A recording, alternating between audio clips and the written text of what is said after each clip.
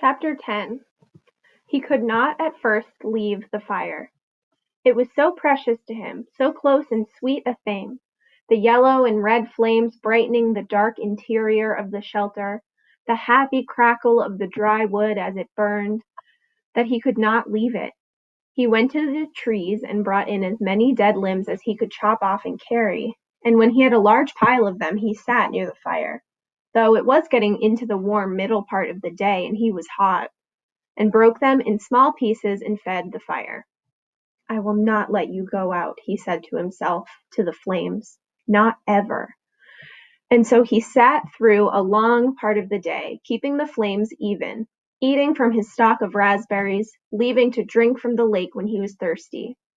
In the afternoon, toward evening, with his face smoke-smeared and his skin red from the heat, he finally began to think ahead to what he needed to do.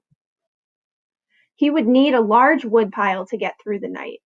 It would be almost impossible to find wood in the dark, so he had to have it all in and cut and stacked before the sun went down. Brian made certain the fire was banked with new wood, then went out of the shelter and searched for a good fuel supply. Up the hill from the campsite, the same windstorm that left him a place to land the plane, had that only been 3-4 days ago, had dropped 3 large white pines across each other. They were dead now, dry and filled with weathered, dry limbs, enough for many days. He chopped and broke and carried wood back to the camp, stacking the pieces under the overhang until he had what he thought to be an enormous pile, as high as his head and 6 feet across the base. Between trips, he added small pieces to the fire to keep it going, and on one of the trips to get wood, he noticed an added advantage of the fire. When he was in the shade of the trees breaking limbs, the mosquitoes swarmed on him, as usual, but when he came to the fire, or just near the shelter where the smoke eddied and swirled, the insects were gone. It was a wonderful discovery. The mosquitoes had nearly driven him mad, and the thought of being rid of them lifted his spirits. On another trip, he looked back and saw the smoke curling up through the trees and realized for the first time that he now had the means to make a signal. He could carry a burning stick and build a signal fire on top of the rock, make clouds of smoke and perhaps attract attention, which meant more wood and still more wood. There did not seem to be an end to the wood he would need, and he spent all the rest of the afternoon into dusk making wood trips. At dark, he settled in again for the night, next to the fire with the stack of short pieces ready to put on, and he ate the rest of the raspberries. During all the work of the day, his leg had loosened, but it still ached a bit, and he rubbed it and watched the fire and thought for the first time since the crash that he might be getting a handle on things, might be starting to do something other than just sit. He was out of food, but he could look tomorrow, and he could build a signal fire tomorrow and get more wood tomorrow. The fire cut the night coolness and settled him back into sleep, thinking about tomorrow. He slept hard and wasn't sure what awakened him, but his eyes came open and he stared into the darkness. The fire had burned down and looked out, but he stirred it with a piece of wood and found a bed of coals still glowing hot and red. With small pieces of wood and careful blowing, he soon had a blaze going. It had been close. He had to be sure to try and sleep in short intervals so he could keep the fire going. And he tried to think of a way to regulate his sleep, but it made him sleepy to think about, and he was just going under again when he heard the sound outside. It was not unlike the sound of the porcupine, something slithering and being dragged across the sand, but when he looked out the door opening, it was too dark to see anything. Whatever it was, it stopped making that sound in a few moments, and he thought he heard something sloshing into the water at the shoreline. But he had the fire now and plenty of wood, so he wasn't as worried as he had been the night before. He dozed, slept for a time, awakened again just at dawn-gray light, and added wood to the still smoking fire before standing outside and stretching. Standing with his arms stretched over his head, the tight knot of hunger in his stomach, he looked toward the lake and saw the tracks. They were strange. A main center line up from the lake in the sand with claw marks to the side, leading to a small pile of sand, then going back to the water. He walked over and squatted near them, studied them, tried to make sense of them. Whatever had made the tracks had some kind of flat, dragging bottom in the middle and was apparently pushed along by the legs that stuck out to the side. Up from the water to a small pile of sand, then back down to the water. Some animal, some kind of water animal that came up to the sand to do what?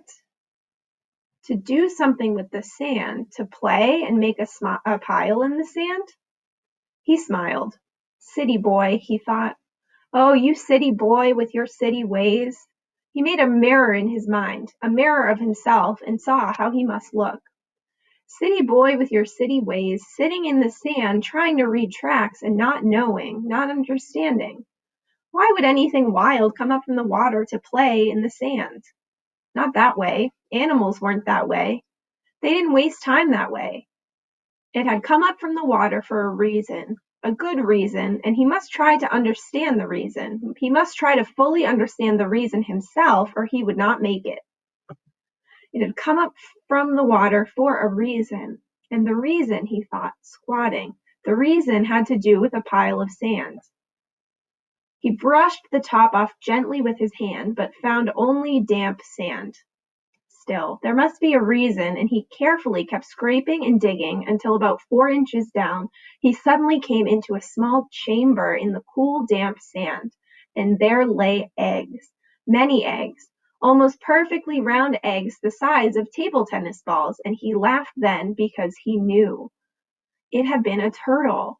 He had seen a show on television about sea turtles that came up onto beaches and laid their eggs in the sand. There must be freshwater lake turtles that do the same. Maybe snapping turtles. He had heard of snapping turtles. They became fairly large, he thought. It must have been a snapper that came up in the night when he heard that noise that awakened him. She must have come then and laid the eggs. Food. More than eggs, more than knowledge, more than anything, this was food. His stomach tightened and rolled and made noise as it looked at the eggs, as if his stomach belonged to somebody else or had seen the eggs with its own eyes and was demanding food. The hunger, always there, had been somewhat controlled and dormant when there was nothing to eat, but with the eggs came the scream to eat. His whole body craved food with such an intensity that it quickened his breath. He reached into the nest and pulled the eggs out one at a time. There were 17 of them, each as round as a ball and white. They had leathery shells that gave instead of breaking when he squeezed them. When he had heaped them on the sand in a pyramid, he had never felt so rich somehow. He suddenly realized that he did not know how to eat them. He had a fire, but no way to cook them, no container, and he had never thought of eating a raw egg. He had an uncle named Carter, his father's brother, who always put an egg in a glass of milk and drank it in the morning. Brian had watched him do it once, just once, and when the runny part of the white left the glass and went into his uncle's mouth and down the throat in a single gulp, Brian almost lost everything he had eaten.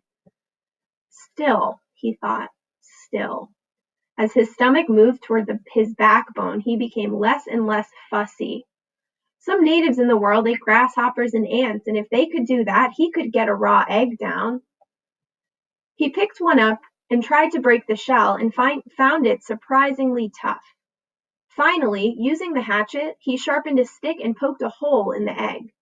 He widened the hole with his finger and looked inside. Just an egg. It had a dark yellow yolk and not so much white as he thought there would be. Just an egg. Food. Just an egg he had to eat. Raw.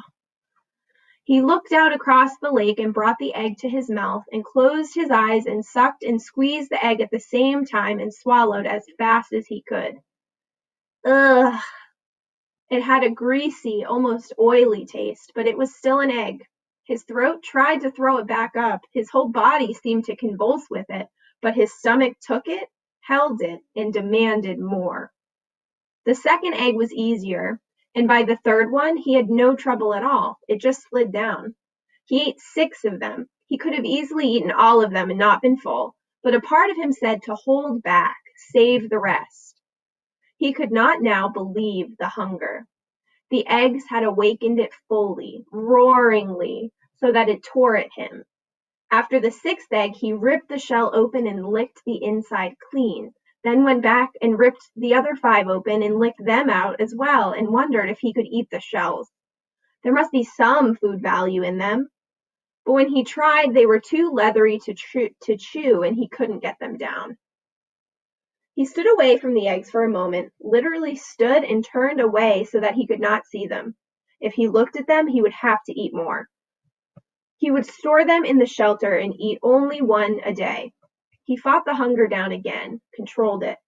He would take them now and store them and save them and eat 1 a day, and he realized as he thought it that he had forgotten that they might come, the searchers.